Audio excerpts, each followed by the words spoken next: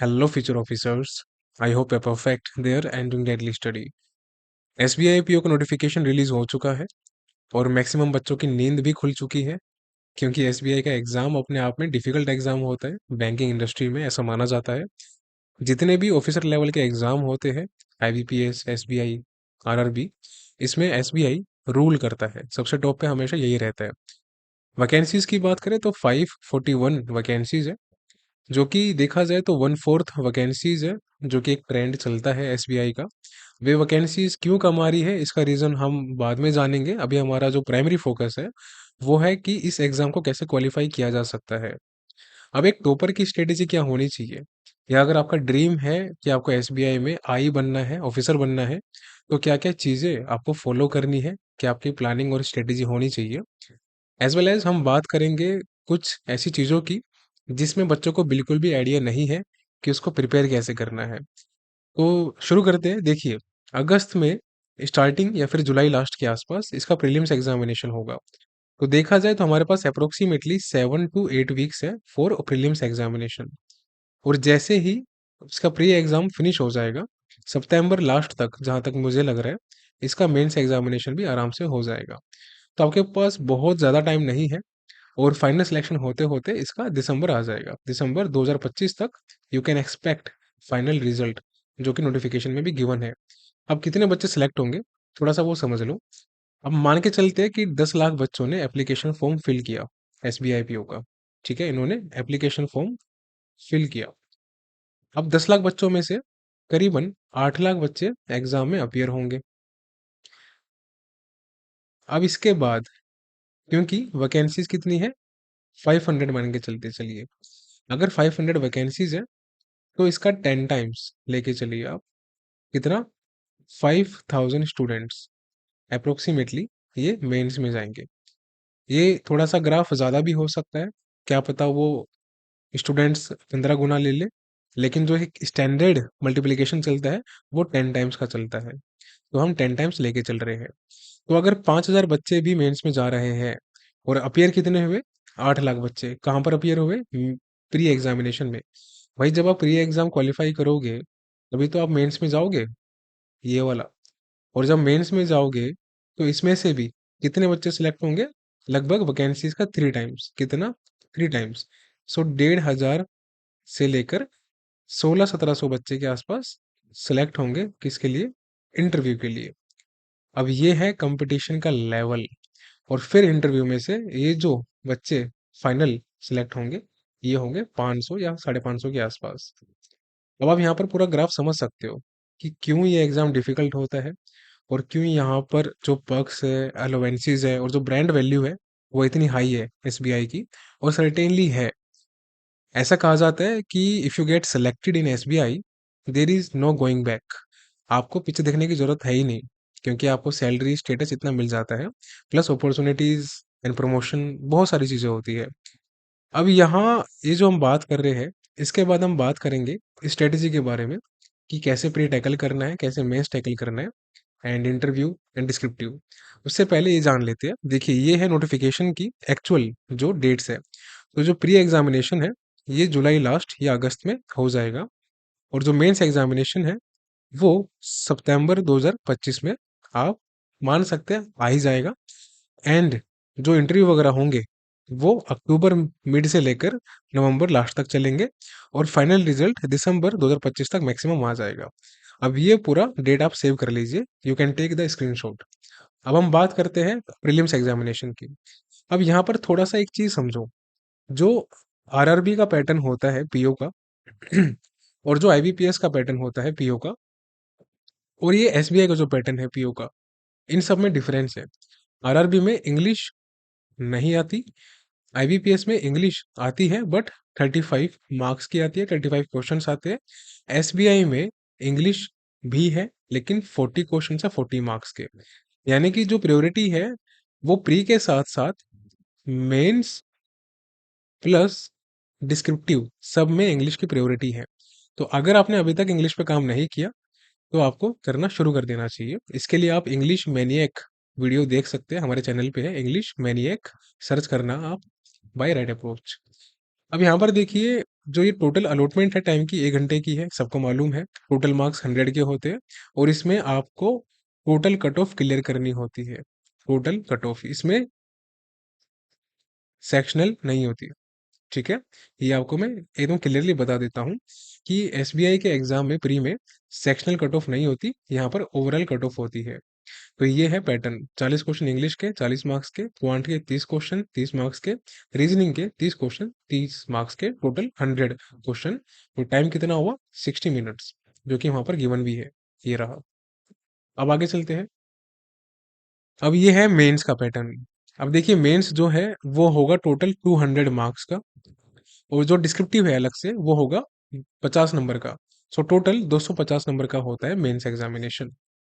अब यहाँ पर एक चीज समझो, जो रीजनिंग है बेसिकली वो 40 क्वेश्चन है 60 नंबर के, जिसमें आपको 50 मिनट मिलती है। ये सब सेव कर लेना, स्क्रीनशॉट ले लेना, और डेली इसको देखते रहो कि इसके हिसाब से आपको प्रिपरेशन करनी है। डीआई जो है, डाटा इंटरप्रिटेशन, वो 30 क्वेश्चन है 60 नंबर के, और इसमें है 45 मिनट्स। जीए जो कि करंट अफेयर्स का पार्ट है, वो 60 क्वेश्चन है 60 नंबर के, ये है गेम चेंजर, जो कि 45 मिनट्स का है। इंग्लिश भी गेम चेंजर है, 40 क्वेश्चन, बट यहाँ पर थोड़ा सा इन्होंने कमी दिखाई है, तंगी दिखाई है। 40 क्वेश्चन 50 नंबर 20 नंबर के दिए है, बट यहाँ भी ये इंपॉर्टेंट हो जाता है, क्योंकि अगर आपकी इंग्लिश अच्छी है तो आप मार्क्स यहाँ से फेच कर सकते हो। अब आते हैं डिस्क्रिप्टिव पे। अब यहाँ पर देखिए बेसिकली इसमें होगा क्या, इसमें आपकी कम्युनिकेशन स्किल्स चेक की जाती है, कम्युनिकेशन स्किल्स चेक की जाती है, जिसमें क्या क्या होता है। एक होता है ईमेल्स, आपको टाइप करना आना चाहिए, कैसे ईमेल्स टाइप करते हैं। रिपोर्ट्स टाइप करने आनी चाहिए, और सिचुएशन एनालिसिस करते हुए आपको प्रिसीज राइटिंग भी करनी है। तो ये सब चीज़ें आपको आनी चाहिए, और ये बहुत ही नॉर्मल चीज़ें होती है, और हर एक बैंक में काम आता है इस चीज़ का। और एक बच्चा जो कि ग्रेजुएट लेवल का है उसको ये चीज़ें आनी चाहिए। आपको ईमेल्स पता होनी चाहिए कैसे लिखना है। रिपोर्ट्स बहुत आसान होती है, एक तरह से आपको ब्रीफिंग देनी होती है हर एक चीज़ की, सिचुएशन की। और किसी भी सिचुएशन का एनालिसिस करके, सपोज कल को आप बैंक में मैनेजर हो, एनपीए बन जाता है या कोई लोन रिकवरी में इशू आ रहा है, तो उसकी पूरी रिपोर्ट आपको प्रिपेयर करनी है, प्लस आपको ईमेल भी सेंड करना पड़ेगा उस एक पर्सन को, प्लस सीनियर अथॉरिटीज को। और प्रीसी राइटिंग इसलिए कि आप चीज़ों को समझ के, जो मैं हमेशा बोलता हूँ कि समरी राइटिंग लिखा कीजिए आप सब। जब आप कोई भी एडिटोरियल रीड करते हैं, जो कि सपोज 400-500 वर्ड का है, तो उसकी समरी 50 से 100 वर्ड में लिखा कीजिए। वो यही होता है प्रीसी राइटिंग। अब ये कैसे लिखना है बहुत आसान होता है, कुछ नहीं होता, मैं आपको सब कुछ करवाऊंगा, ये मेरा प्रॉमिस है आपसे। और यूट्यूब पे ही करवाऊंगा, और साथ साथ अगर जरूरत पड़ी तो आगे पेड बैच भी लेके आऊंगा। बट सब कुछ करवाऊंगा, ईमेल्स कैसे करना है, रिपोर्ट्स कैसे करना है, सिचुएशन कैसे एनालाइज करना होता है, और कैसे आपको प्रीसी राइटिंग करना होता है। तो ये हमारा फोकस क्या रहेगा, हमारा फोकस रहेगा मेंस एग्जामिनेशन में कि हमको मैक्सिमम मार्क्स फैच करने हैं करंट अफेयर्स से, डिस्क्रिप्टिव से, एंड देन रीजनिंग और इंग्लिश से। ये उनके लिए है जिनका डीआई वीक है। अगर आपका डीआई पार्ट अच्छा है, अबव एवरेज है, तब तो कहना ही क्या। लेकिन अगर आपकी इंग्लिश वीक है तो बहुत ही सीरियस कंसर्न है, क्योंकि फिर आपको दिक्कत आएगी प्री क्वालिफाई करने में। क्योंकि जो प्री की कट ऑफ है, आप एक बात समझो मेरी, प्री एग्जाम जो है, अगर यहाँ पर 8 लाख बच्चे आ रहे हैं, और अगर आपकी इंग्लिश वीक है, तो आपको क्या लगता है आप कट ऑफ क्वालिफाई कर लोगे? आप बिग नो नहीं कर पाओगे, क्योंकि सिर्फ 5 से 6 हजार बच्चे मेंस में जाएंगे। ये होते हैं क्रीमी लेयर्स बच्चे, एकदम टॉप क्रीम जो होती है। अब ऐसे में जो कट ऑफ जाएगी, अगर पेपर का लेवल मॉडरेट आता है, ठीक है, अगर पेपर का लेवल मॉडरेट आता है किसका, प्री का, तो कट ऑफ इसकी जाएगी अप्रोक्सीमेटली 70 के आसपास, मान के चलिए आप। अगर टफ आता है, या फिर मॉडरेट प्लस ट्रिकी आता है, या तो टफ आता है या फिर मॉडरेट प्लस ट्रिकी आता है, यानी कि टाइम कंज्यूमिंग आता है, तो कट ऑफ 65 से 68 के बीच में रहेगी 100 में से, जो कि पैटर्न चलता है एसबीआई का। और इजी तो आएगा ही नहीं, उसका कोई मतलब है ही नहीं, क्योंकि पीओ का पेपर है। तो आप मान के चलिए कि आपको 95 परसेंटाइल स्कोर करने का टारगेट रखना है अपने प्रीलिम्स के मॉक टेस्ट में। अब इसकी स्ट्रेटेजी कैसे होनी चाहिए और कैसे कितने मॉक लगाने हैं, तो ये सब मैं आपको बताऊंगा। उससे पहले एक चीज़ और जान लेते हैं। ये तो हमने बात की थी मेंस एग्जामिनेशन की, पूरा आपको मैंने बता दिया। देखिए सिलेक्शन आपने करवाने के लिए जितना मेहनत करनी पड़ेगी मैं करूंगा आपके साथ, लेकिन वो आप पे सीरियस एफर्ट है, अगर आप नहीं करोगे तो फिर वो सिलेक्शन नहीं होगा। तो मेरा फर्ज है, वो मेरा साथ है, एंड आई प्रॉमिस यू, मैं हमेशा आपके साथ रहूंगा इस एग्जाम की जर्नी में। हर एक चीज को जितना आसान हो सकता है बना के आपके सामने प्रेजेंट करूंगा। आपके सिलेक्शन में जितना योगदान हो सकता है अपना योगदान दूंगा। अब देखिए यहाँ पर बात करते हैं साइकोमेट्रिक की। ये बहुत ही मतलब एकदम इजी चीज होती है, इस पे टेंशन मत लीजिए। कंप्लीट क्या करना है कैसे करना है मैं आपको पूरा बताऊंगा, इसको छोड़ दीजिए। अब यहाँ पर बात कर लेते हैं ग्रुप एक्सरसाइज की, जो कि जीडी वगैरह होता है ना, ग्रुप डिस्कशन वगैरह, वो 20 नंबर का होता है। और इंटरव्यू जो होता है पर्सनल इंटरव्यू, जिसमें कि आपके सामने 4 या 5 बोर्ड मेंबर्स बैठे रहेंगे और आप यहाँ पर बैठे रहोगे, इसको कहते हैं हम इंटरव्यू, ठीक है। और जो जीडी वगैरह होता है, ग्रुप एक्सरसाइज होता है, इसमें अमूमन 8 से 12 लोग तक रहते हैं, स्टूडेंट्स रहते हैं, और 2 जीडी ऑफिसर्स रहते हैं जो कि ऑब्जर्व करते हैं। अब ये पूरा एक सिनेरियो है, ठीक है। और जो आपकी कट ऑफ फाइनल है वो मेंस के स्कोर को ऐड करके की जाती है। प्री के स्कोर को काउंट नहीं किया जाता फाइनल कट ऑफ में। ओके, तो मेंस का कट ऑफ और प्लस इसमें जो आपके ग्रुप एक्सरसाइज वगैरह है, इंटरव्यू 50 नंबर वो, तो 300 जो टोटल होता है उसमें से कट ऑफ निकाली जाती है। 300 का 1/3 कर दिया जाता है, और इन सब का भी 1/3 कर दिया जाता है। लेकिन यहाँ पर देखिए, ग्रुप एक्सरसाइज के अंदर यहाँ पर आपके 0.5 इसका कर दिया जाता है। यानी कि सपोज आपके 50 में से अगर 40 नंबर है, तो यहाँ पर आपके 20 नंबर ऐड होंगे फाइनल कट ऑफ में। और अगर यहाँ पर आपके 150 में से 80 नंबर है, तो यहाँ पर आप इसका कैलकुलेट कर लीजिएगा कितना आएगा। सो अभी हम बात कर लेते हैं प्रीलिम्स एग्जामिनेशन के बारे में। देखिए, प्री में आपके पास अभी अप्रोक्सीमेटली 7 to 8 वीक्स का टाइम है। अभी 7 to 8 वीक्स में करना क्या चाहिए? सबसे पहले जो आईबीपीएस पीओ की स्ट्रेटजी मैंने बताई थी, आप वो भी फॉलो कर सकते हो। प्री के रिगार्डिंग एज इट इज रहेगी, कोई भी चेंज नहीं रहेगा। बस यहाँ पर एक चीज आपको ये करनी है कि क्योंकि एसबीआई पीओ में कंपटीशन हाई रहता है, और अगर आपने इसकी प्रिपरेशन कर ली, तो आईबीपीएस पीओ का एग्जाम, आरआरबी पीओ का एग्जाम आपके लिए हलवा बन जाता है, और क्लरिकल तो कुछ है ही नहीं फिर आपके सामने, क्योंकि आप एकदम टॉप लेवल पे जा चुके हो। तो जितने भी आप मॉक लगाओगे, कम से कम अगर आपकी सपोज कीजिए यहाँ पर 2 ग्रुप है स्टूडेंट्स के, ए और बी। स्टूडेंट ए, अब चाहे वो बिगिनर हो या फिर रिपीटर हो, मैटर नहीं करता। अगर स्टूडेंट ए की कैटेगरी में वो बच्चे हैं जिनका बिलो 80 परसेंटाइल आ रहा है, तो वो डेली बेसिस पे 3 से 4 मॉक लगाएंगे। डेली बेसिस पे कम से कम 3 तो लगाएंगे ही लगाएंगे, ठीक है। अब ये जो 3 मॉक है, इसमें से आप 2 मॉक एसबीआई के लगा सकते हो पीओ के, ये आपकी चॉइस है। या फिर आप 2 मॉक आईबीपीएस पीओ के लगा सकते हो। और उसके अलावा या आप ऐसा भी कर सकते हो कि 2 एसबीआई पीओ के लगाए आपने, देन एक आईबीपीएस का, देन एक आरआरबी का। या फिर 2 एसबीआई के, 2 आरआरबी के, या 2 आईबीपीएस के, एक एसबीआई का, एक आरआरबी पीओ। कैसे भी करके बस ये ध्यान रखना है कि कम से कम 2 मॉक आपको लगाने ही लगाने हैं, या तो एसबीआई पीओ के या फिर आईबीपीएस पीओ के। 2 मॉक लगाने ही लगाने हैं।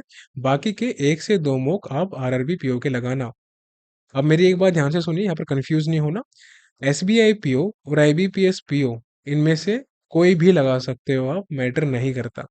अब काफी बच्चे बोलेंगे कि सर अगर हम एक एसबीआई पीओ का मॉक लगाएं, एक आईबीपीएस पीओ का मॉक लगाएं, और हम एक या फिर 2 आरआरबी पीओ के मॉक लगाएं, तो क्या सर चलेगा? एब्सोल्युटली चलेगा, कोई इशू नहीं है, गो फॉर दैट, करो। कहने का मतलब है कि 2 मॉक ऐसे लगाने हैं आपको, या तो एसबीआई के या आईबीपीएस पीओ के, कैसे भी करके, जिसमें इंग्लिश सेक्शन भी आए आपका प्रीलिम्स एग्जामिनेशन में, मॉक में। और बाकी आरआरबी पीओ के मॉक इसलिए ताकि आपकी रीजनिंग और क्वांट की जो प्रैक्टिस है वो ज़्यादा अच्छी हो पाए। क्या सर पीओ के मॉक लगाने हैं? हाँ, पीओ के मॉक ही लगाने हैं। अगर आपका फोकस क्लरिकल भी है तो भी पीओ के मॉक लगाओ, सिलेक्शन बहुत आराम से हो जाएगा। मेरी बात समझो। अगर आपकी परसेंटाइल अबोव 80 है बट बिलो 90 है, तो आपको डेली बेसिस पे 2 से 3 मॉक लगाने हैं, जैसे कि मैंने समझाया था, उसमें आप फॉलो कर सकते हो। अब स्टूडेंट सी, वो बच्चे जो कि टॉपर्स है, जिनका परसेंटाइल मैक्सिमम टाइम, यानी कि अगर वो 10 में से 7-8 मॉक में उनके अबोव 90 परसेंटाइल आते हैं, अबोव 90 परसेंटाइल, तो वो डेली बेसिस पे 1 या 2 मॉक लगा सकते हैं। अब आप किस कैटेगरी में लाई करते हो, that is up to you, आप फिगर आउट कर सकते हो। अब यहाँ पर ये तो बात होगी मॉक की। तो सर इंग्लिश के लिए क्या करें सेपरेट? देखिए, इंग्लिश के लिए सेपरेट आपको कुछ नहीं करना। इंग्लिश मैनियक नाम से वीडियो हमने बना रखी है, अभी 10 दिन पहले ही बनाई थी। You can go and search English maniac by red approach. उसका पार्ट वन है, अब हम पार्ट टू और पार्ट थ्री भी बनाएंगे उसका, जिसमें हम प्री और मेंस की बात करेंगे, कैसे टैकल करना होता है, क्या प्रैक्टिस करनी होती है। इंग्लिश वहां से हो जाएगा।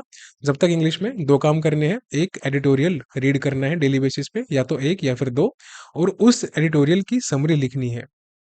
उसकी समरी लिखनी है। जो एडिटोरियल होगा, सपोज अगर वो 500 वर्ड का है या 1000 वर्ड का है, मैटर नहीं करता। समरी बस आपको 50 से 100 वर्ड के बीच में लिखनी है, इतना ध्यान रखो। और समरी अपने लैंग्वेज में लिखनी है, उसको देख के नहीं लिखना। समरी कैसे लिखनी है, कैसे रीड करना होता है एडिटोरियल, उसकी हम एक वीडियो बनाएंगे आप सबके लिए सेपरेट। एक तो ये आपको काम करना है। दूसरा काम, जब आप प्रैक्टिस करोगे प्री की इंग्लिश में, तो आप वो कर सकते हो। अब जो बच्चे टॉपर्स कैटेगरी में हैं, जिनका परसेंटाइल 90 से ऊपर आ रहा है, तो वो इंग्लिश के सेक्शनल मेंस की प्रैक्टिस कर सकते हैं। इंग्लिश मेंस का सेक्शनल प्रैक्टिस कर सकते हैं डेली बेसिस पे। अब बात आता है या फिर डाउट आता है कि सर, डिस्क्रिप्टिव की प्रैक्टिस कब से करना शुरू करना है। देखिए, डिस्क्रिप्टिव बहुत ही आसान चीज होती है, हलवा होता है, बच्चों ने इसका एक फोबिया बना रखा है। इसके लिए बस जो मैंने बताया अभी वो करो। एडिटोरियल आपको रीड करना है, समरी लिखनी शुरू करनी है, और प्रैक्टिस करते रहो इंग्लिश की। ये जो पैटर्न है डिस्क्रिप्टिव का, ये हम शुरू करेंगे जब आपका प्री एग्जाम ऑलमोस्ट फिनिश हो जाएगा, तब हम इसकी शुरुआत करेंगे। अगर कोई बच्चा अभी से करना चाहे तो बिल्कुल कर सकता है, कोई इशू नहीं है, that is up to you, आपका टाइम है। लेकिन अगर टाइम नहीं है तो प्रेशर नहीं लेना, ये बाद में भी हो जाएगा। इसको कुछ लिखने की टेक्निक्स होती है, वो टेक्निक्स में हमको हमको ध्यान रखनी है कि कैसे इसके वर्ड्स यूज करने होते हैं, सेंटेंस फ्रेमिंग क्या होती है, कैसे टॉपिक को समराइज किया जा सकता है, कैसे उसको वाइंड अप करना है, और कैसे एक पॉजिटिव इम्पैक्ट क्रिएट करना है, और कैसे आर्टिफिशियल इंटेलिजेंस आपको पकड़ नहीं पाएगा आपके मिस्टेक्स को। तो ये कुछ चीजें होती है। बट उसके बाद अब हम बात कर लेते हैं कि सर, क्या मॉक के अलावा कुछ करना है। देखिए, मॉक के अलावा अगर आप अर्थमेटिक के कंसेप्ट्स या फिर अपनी प्रैक्टिस करना चाहते हैं तो कर सकते हैं। या सर, हमको सारे चैप्टर करने हैं अर्थमेटिक के? नहीं। अगर मान के चलिए 12 चैप्टर अर्थमेटिक के हैं, तो कोई 5 से 7 चैप्टर एकदम स्ट्रांगली कर लीजिए।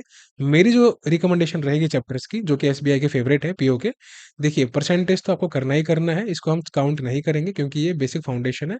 तो परसेंटेज चैप्टर पूरा फिनिश करो। अब जो फर्स्ट चैप्टर आता है वो आता है प्रोबेबिलिटी का। इसको आपको कंप्लीटली फिनिश करना है, और प्री और मेंस के लेवल तक जाना है, कि प्री हो या फिर मेंस हो, कैसा भी क्वेश्चन आ जाए आप आराम से कर पाओ। दूसरा जो चैप्टर है वो है ट्रेन, जिसको हम बोलते हैं time and distance. Time and distance, ये करना है।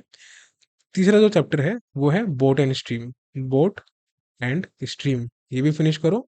फोर्थ चैप्टर जो है वो है प्रॉफिट एंड लॉस। ठीक है, इसको भी फिनिश करो जल्दी से। पांचवा जो चैप्टर है वो है पार्टनरशिप, इसको भी फिनिश करो फटाफट। इस पे ज़्यादा टाइम खराब नहीं करना। और जो सिक्स्थ चैप्टर है वो है मिक्सचर एलिगेशन। नहीं, इसको छोड़ो। टाइम एंड वर्क, ये करिए, ये कीजिए आप, ये काफ़ी इंपॉर्टेंट है। अगर ये 6 चैप्टर भी आप कर लेते हैं, तो आपका एसबीआई पीओ मेंस भी बहुत आराम से निकल जाएगा, कोई दिक्कत नहीं आएगी। इन केस अगर एक चैप्टर और करना है सातवां, तो आपकी चॉइस है, उसमें आप मिक्सचर एलिगेशन कर सकते हो। ठीक है, मिक्सचर एलिगेशन आप कर सकते हो। लेकिन ये जो 6 चैप्टर है, ये तो करने ही करने हैं। बहुत आराम से आपका मेंस क्वालिफाई हो जाएगा। ये पूरा नोट डाउन कर लीजिएगा, और इसकी प्रैक्टिस करना प्री और मेंस लेवल की दोनों। प्री की प्रैक्टिस कैसे करनी है, सिंपल है।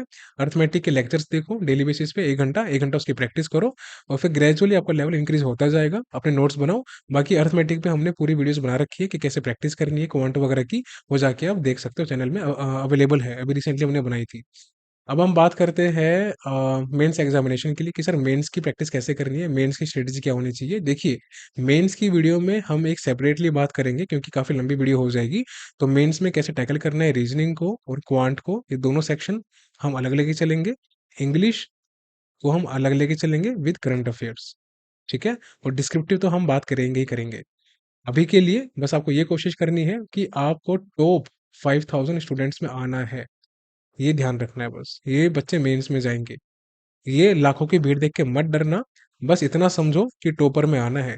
और टॉपर में आने के लिए जो मैंने बताया था कि 2 3 4 डिपेंड करता है आपका लेवल कैसा है, उतने मॉक लगाओ। और मॉक टेस्ट कैसे लगाना है, इस पे भी हमने वीडियो बना रखी है, अपलोड कर रखी है। और कैसे एनालिसिस करना है, इस पे भी बना रखी है। सारे की सारे जाके देख लो, आपके बहुत काम आएगी। And you will be among the toppers in SBI. और आपको एसबीआई में आई बनने से कोई रोक नहीं सकता।